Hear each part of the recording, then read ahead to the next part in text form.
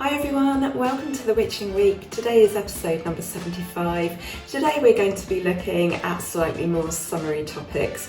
We're going to be taking a look at Litha and the power flow that is happening around this time of year for your spells and workings, and we're going to be looking at fairy rings amongst some other subjects. So grab a cup of tea, put some incense on, get comfy, and we'll explore the Witching Week.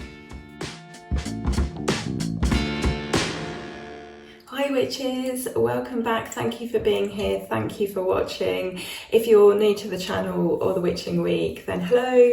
Every Friday we get together for a cup of tea and a bit of a chinwag, and we just talk about the sort of happenings of the week before, the week coming up, the turn of the wheel and the changing of the seasons. So on the last episode we were talking about Netflix Baby Reindeer. We usually stick to pagan and witchy subjects, but occasionally if there's something big going on that everybody's talking about, then we will discuss that as well. So yeah, we spoke about Baby Reindeer last week.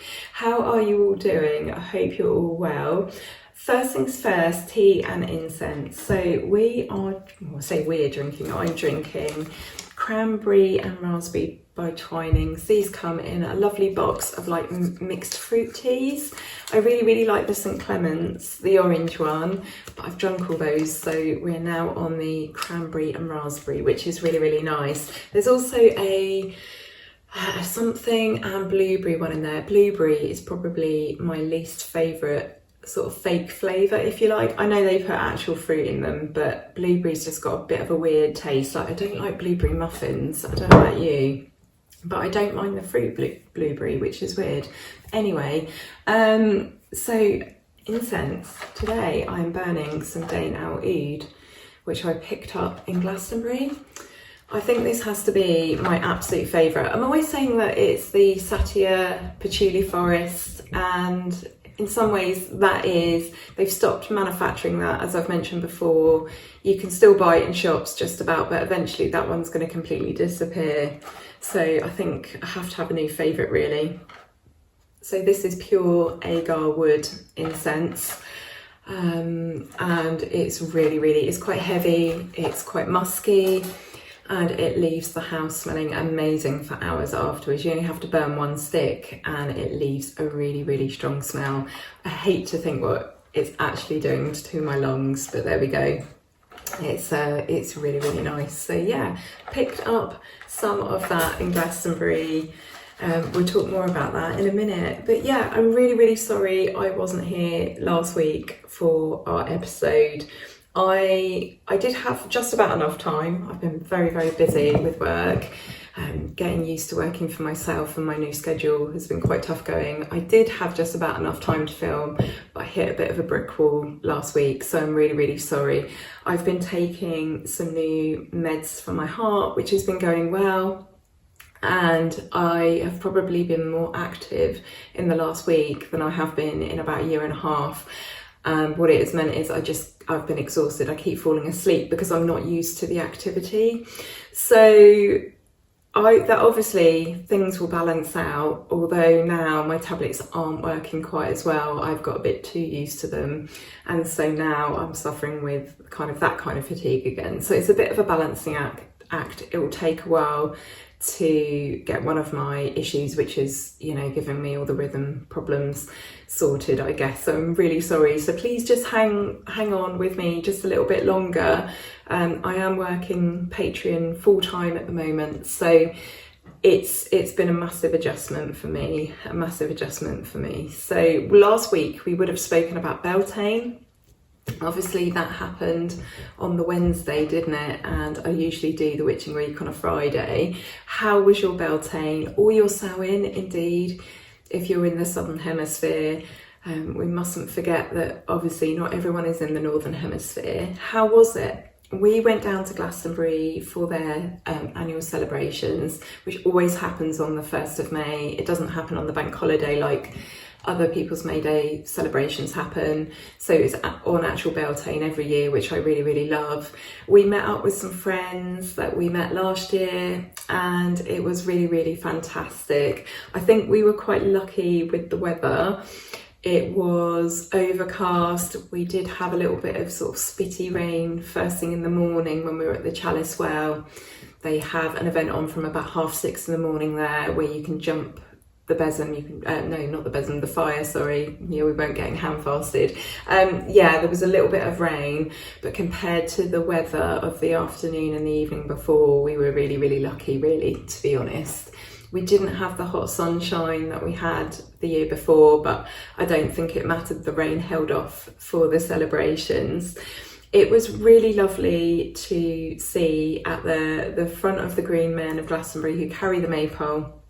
It's lovely to see that at the very, very front of the procession that the King and Queen of the May were actually two people that I knew. So that was really, really lovely. Ben and Katrina, they looked fantastic. And we all had a merry old time, to be honest. It was my first proper long day outing since the worst part of me having been ill, and I think I did all right. So I'm struggling with my joints and stuff like that, so I did need to use my stick, but yeah, it was brilliant. It was so lovely for me. I feel like I've got my life back a little bit, and it was great to celebrate the start of summer and this lighter part of the year. We are now sort of halfway through, aren't we, between the summer solstice and the spring equinox, and everything out there is really green and blooming. I would say last year everything was about 5 weeks late. We had Beltane, and then about 3 weeks after Beltane everything was sort of in full bloom like it would be at Beltane or a couple of weeks before Beltane. So I think we're very much on time this year with the seasons for this part of the year anyway. Yeah, it's weird to think that on Friday, our next episode, it's going to be the 17th of May. I don't know how we got here so quickly. It just seemed like yesterday that it was January and we were at the start of the year, and I had all these things I wanted to achieve, and yeah, it's really, really weird, isn't it? How is your year going? How do you feel about it all? How do you feel about the fact that we are now into the 5th month? I'm just finding it so weird. I think as you get older, the time really, really flies, doesn't it? So we are headed towards Litha now. We still have quite a long time. We still have about 6 weeks. We finally, in my area of the UK, we've hit 20 degrees for the first time. So on Wednesday, well, the thermometer on my car said it was 22 degrees, and I would say that felt about right, to be honest. 20 degrees is about comfortable for me. That's when I can think about like braving it down to one layer, maybe not short sleeve, but definitely just like a top on its own. So I'm absolutely loving it. I'm in a thin layer actually, so I suppose that's like wearing short sleeves, but it's really, really nice to be comfortable and not be wearing 8 million layers and still feeling cold and feeling uncomfortable. So I'm really, really happy. Long may this continue. But in terms of power flow, let's think about like the energy of this part of the year.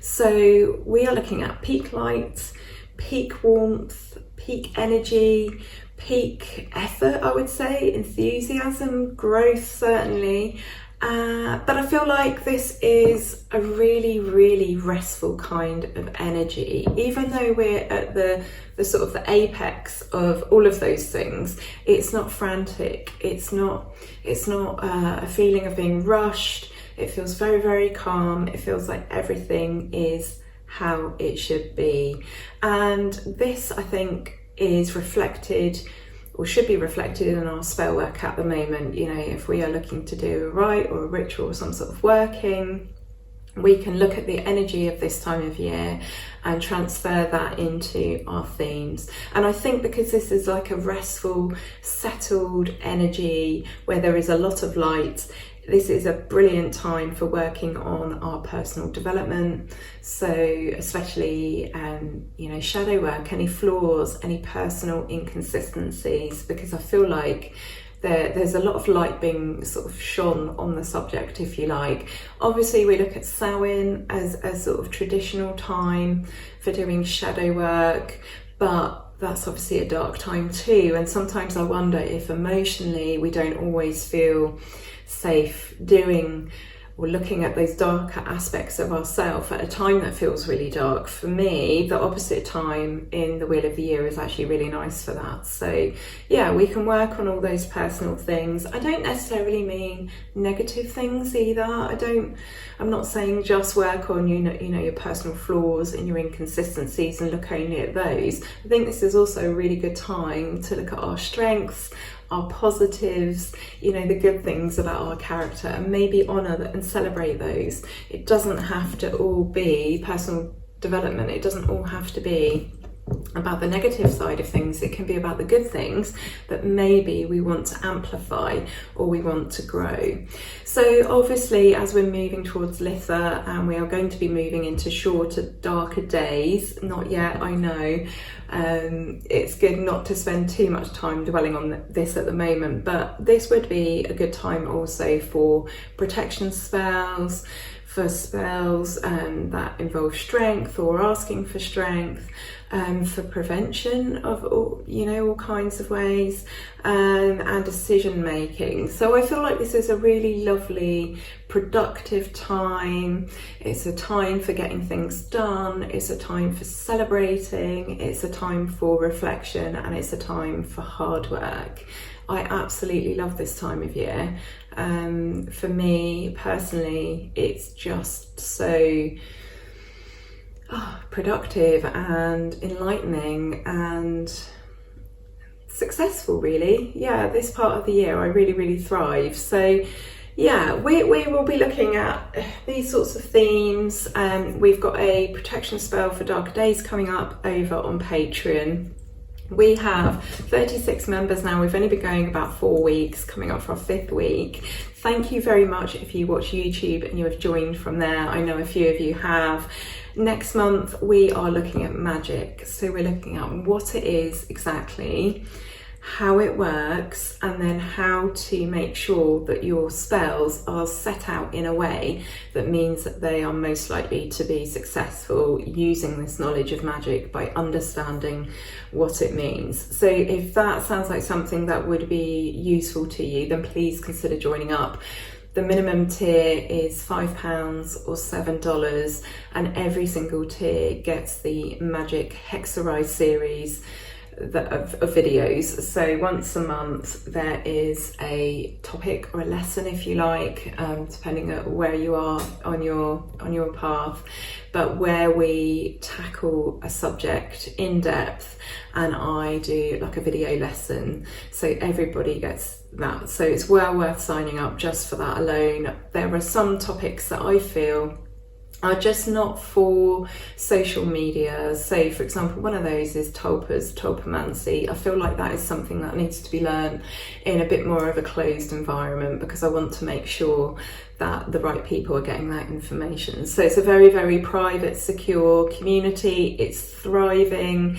Everybody is really enjoying it. There are exclusive benefits. It's not just one video a month. If you join up, then you have access to things like printable, downloadable grimoire sheets, mentoring sessions, witchy discussion, longer posts. There is always a limit on Instagram, which is my main platform, so I'm able to write a lot more and put a lot more information into my posts if I want to. We have things like interviews with interesting people. There's going to be product reviews, book reviews, and there's a couple of chat rooms just sort of for text on your mobile phone or iPad, and there are live Sabbath hangouts. So do consider coming to join us. We're going to be having a fairy month soon. I think it's really important that we go into some of the darker aspects of the fairy world. They are not sort of small, happy, positive little creatures. They can be a little bit tricksy. So we are going to be talking about fairy, what they're attracted to, any rules of engagement, all sorts of interesting things. So I'm really looking forward to fairy month, but we've got magic month first. So yeah, talking of fairies, at the weekend, we went to Burley House in Stamford for just a little walk around the grounds, and we came across these amazing fairy rings. Now, they weren't a perfect circle. These ones were a bit wonky. They were in a bit of a weird shape, but I absolutely love fairy rings. I did as a child, and that feeling has never quite left me. I will never, ever, ever, ever step inside a fairy ring, which I'm sure lots of adults would think is really, really daft. As someone in their 40s who is heading towards, well, I'm not quite at the big birthday yet, but it's not that far off in the whole scheme of things, but I'm sure lots of adults would feel that someone of my age is a little bit silly.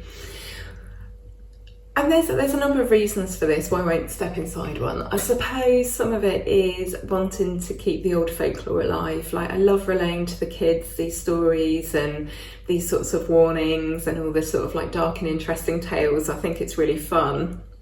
I think it's great to keep that alive, I really do. But also, there is just something about them, you know, I'm just not going to take the risk. So the folklore is that if you step inside a fairy ring, you are going to become invisible to mortal man. So therefore no one's going to be able to help you get out. Regardless of what happens when you're in that fairy ring, you are going to be stuck inside with no options, basically. And the idea is that, or the story is that the fairies will have you dance and dance and dance. So this is why we have the ring, because the fairies have been dancing in a circle. And the fairies will dance you to madness, to exhaustion, or even to death. So there is the warning that if you step into that portal, you will never step back out into the mortal world again. And I just love this. Would you step in one? That's what I want to really, really know. Are you like me? Are you a bit of a sucker for folklore, but also are just not going to take the risk? I mean, obviously I know that if I step in one, I can step out of one. But you never know. You don't know what might happen. You don't know what might happen to your, I don't know, something in your subconscious or in your psyche. We know that these tales were created at a different time to now. We know how a fairy ring is created, and we know that these are superstitions, but I just think it's lovely. I just think it's so lovely to just honour these stories. Apparently the champignon, the mushroom that is that creates these rings, that's responsible for these rings, is called Marasmius oreades. I don't know if I've pronounced that right. Marasmius oreades. I was on this page. Some of you on Facebook might be on this page, and it's called Rate My Plate, and it's where people post up pictures of food, and then people just basically post, I don't want to say abusive comments, but a lot of them are, but they just rip it out of the plate of food. Or if it looks absolutely amazing, then people will say that it's really, really funny, and it's given me a lot of amusement over the years. And one year, this is just a side story, one year somebody had posted up a picture of some mushrooms on toast, and I said breakfast of champignons, and nobody got it. There was like thousands and thousands of people, and everyone was like, I think you mean breakfast of champions. And I was like, yeah, I do, but it's a pun because it's mushrooms, like breakfast of champignons. No one got it. Anyway, but yeah, Marasmius oreades is the fungus that is responsible for these. I'm sure there are probably other mushrooms that create fairy rings, I'm sure. Let me know if you know. I don't know anything about mushrooms, but they are the reproductive fruit bodies. I can't get my words out today. It's been such a long week. But anyway, all the mushrooms that you can see in the ring belong to the same organism. So the way to get your head around that is think of all the apples on one tree. So all the toadstools in that ring are the fruit bodies of a fungus, something that lays dormant under the soil, under the ground for most of the year. And then it comes up in this ring shape, and all of those mushrooms are connected in the way that all the apples on a tree are connected. They've all come from the same fungus. So the bigger the ring, apparently the older the fungus, and they tend to come up again and again, and they get bigger. So the ring that you can see is actually the outer limit of the single fungus.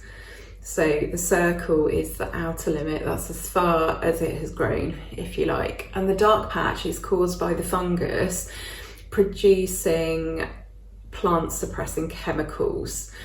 At the same time, it liberates nutrients in a certain part. So at the edge of the circle, you'll notice that the plants grow a bit taller, which kind of makes the dark ring seem lower. It almost looks like a burnt patch, I think, in as much as everything is growing up around it, and then you've got this like low dark patch, and that is because of the chemical processes that are going on.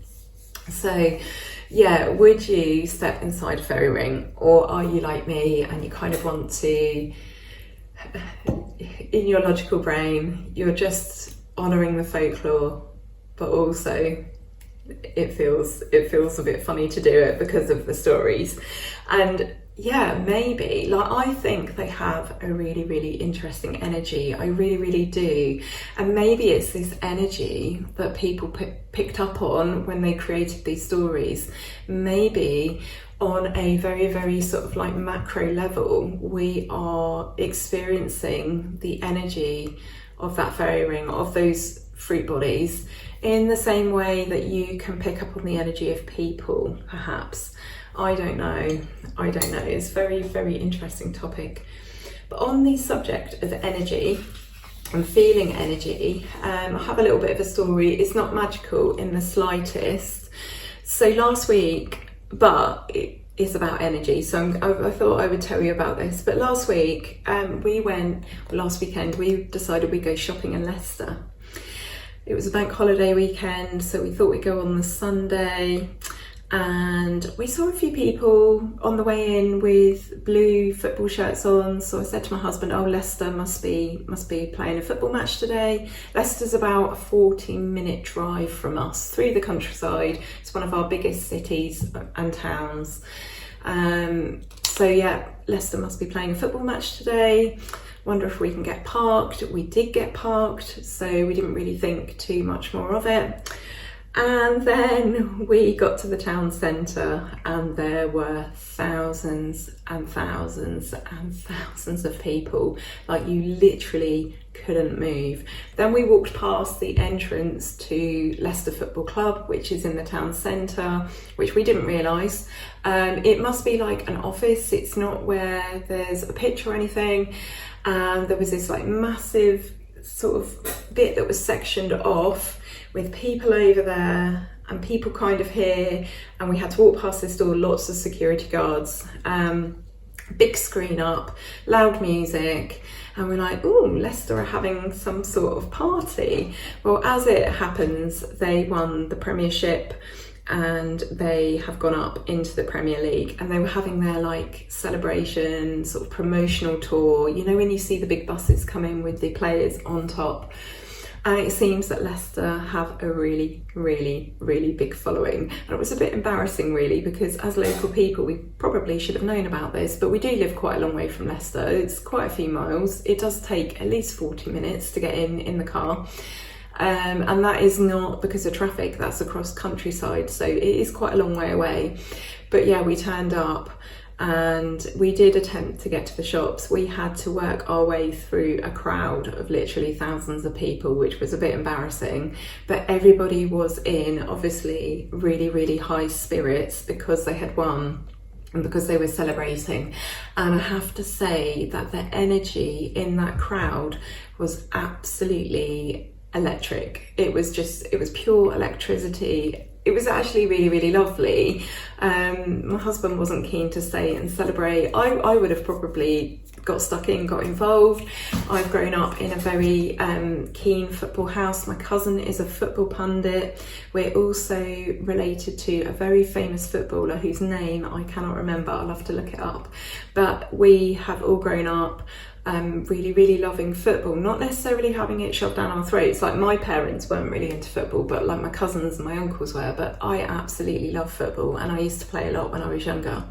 But yeah, absolutely electric. In the middle of crowds, you can pick up on a feeling, can't you? You know, it can feel edgy and not very nice. It can feel a bit threatening, or it can feel joyful, and that is due to obviously the emotion and the feeling of the crowd, but the energy that they give off as a result of their mental state. So we are going to be talking next month in Patreon, as I said, about magic, but we're going to be talking about different levels of reality and how they interact with each other, and how our minds, bodies and spirits are connected, and how this has an effect on magic. So this is very, very relevant actually.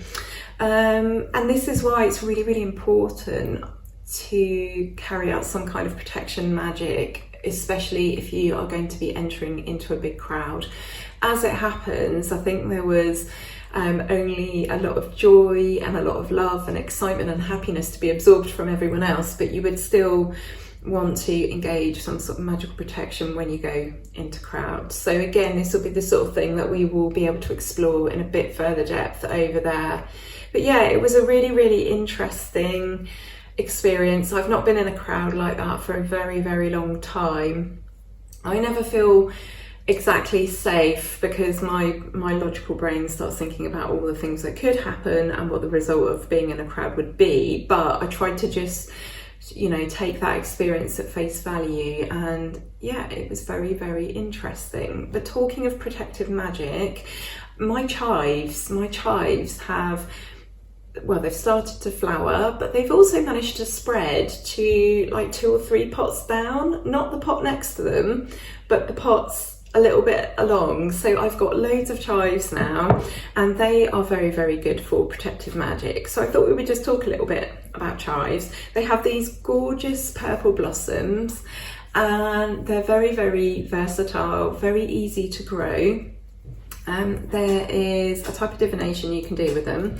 They have a very, very sort of like oniony flavour. They're in the onion family, I think, and they are often used for protective magic. So you can use these in all sorts of ways. You could dry them and put them in like little sachets or little pillows. You can hang them from your ceiling or from your bedpost. They are often used to break bad habits, and they have a masculine energy. They're associated with Mars, so they have this fire energy. So if you think about fire, if you think about masculine energies, and if you think about Mars, you could use any of the associated sort of magical correspondences with those. And they're just so easy to grow. I quite like to use them in a pasta dish that we sometimes have that's got salmon in. Yeah, very, very simple, very, very easy to use basically. So if you're after a protection herb that's so easy that you just basically don't have to do anything with, then chives is a brilliant one. I actually really, really like the simple sort of what I call kitchen herbs that people use a lot in cooking. I like those for magic rather than, I don't know, let's think of, there's one called, I think it's called Balm of Gilead or something. And I suppose maybe in another country, if you're doing magic from there, then that might make more sense to you. Perhaps that is like what I would call an everyday kitchen herb. For here, it isn't. But for me, I really, really like really simple things like chives, rosemary, garlic, you know, the sorts of things that I could easily grow here or I could easily get at the supermarket. But yeah, just be aware that your chives, if you're growing them outside, they will spread to other pots. So a little public service announcement, and then we'll do some cards and we'll wrap that up for today. So I just want to say that the Watchers of the Ways, who are a group that had their events at the Rollright Stones and used to meet at the Rollright Stones, they are moving to Avebury. I did announce some time ago that their lovely friend and Watcher Ron had passed over. It seems like since his death there's been some decisions made. I think he was on some sort of board. I don't know if that was like a local council thing, and I don't know if that is related to this decision, but Ron has passed over, and now it's been deemed that there's just too many people turning up at the roll rights, I think, for it to be safe. There's one very small parking bay, and then it means that anyone else who would like to visit has to park sort of along the road, and it causes a real hazard. So they're moving their celebrations and their open rights to Avebury. Their first one is on the 15th of June, and that's their summer solstice rituals. So I imagine they are going to be having theirs on a different weekend to the regular Avebury crowd. Henk, the Archdruid, and Gary, the Keeper of the Stones, they will have, I think, the pick of the date, the one closest to the Sabbath, and then the Watcher of the Ways, they will be fitting in around them. I might not have all of those facts correct, but the bare bones of it is that they've got their summer solstice celebration on the 15th of June. I'm not quite sure what time. I could probably find that out for you guys. That's easy enough. Right, let's have some tarot. Let's have a little look at the energy of the week ahead. Let me know in the comments what you've all been up to. I'm really sorry for being a little bit unreliable recently. I think that actually overall I do quite well considering what's been going on in the background. Oh, that one flew out. That's definitely a card for us this morning. But yeah, I'm here now, and I will try my best to be here every single Friday and not to let you down too often, especially not without warning. Okay, so as I was shuffling these cards, I had something pop into my head, and that is that this reading in particular is about decision making, which again very much goes with the power flow of June.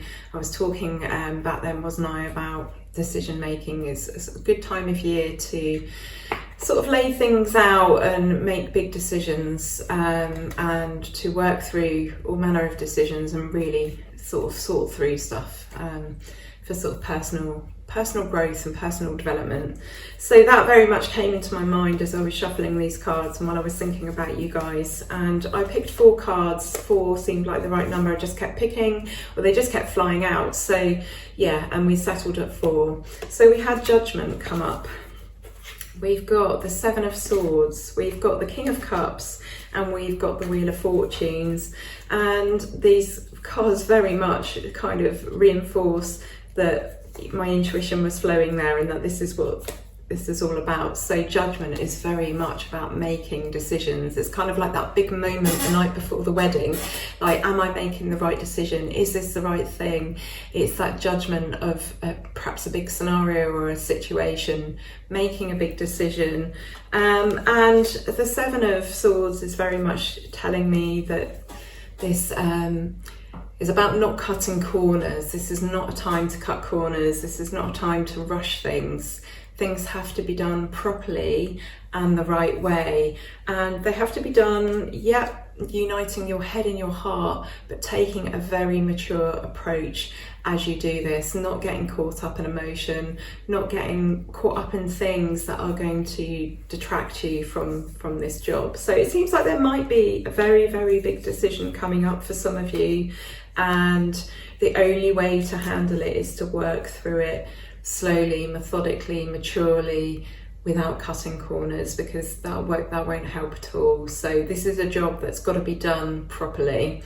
And the good old Wheel of Fortune pops up just to let us know that, you know, at the end of the day, we have there is a certain amount of destiny, a certain amount of fate that, you know, happens. Yes, we have free will and we make decisions, and one decision will take us down this path and a different decision might take us down that path, but ultimately we are being guided all the time to head towards our destiny, and that what goes up must come down.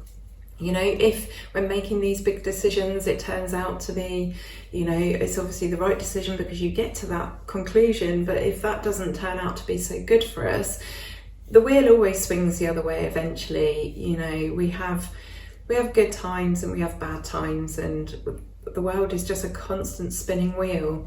Let's have a little look at the residual card, the card at the bottom of the deck, just to see what we've got. And we've got the Ace of Cups, so very much a card of abundance and being full of all of the good things, being full of love and joy and compassion and creativity.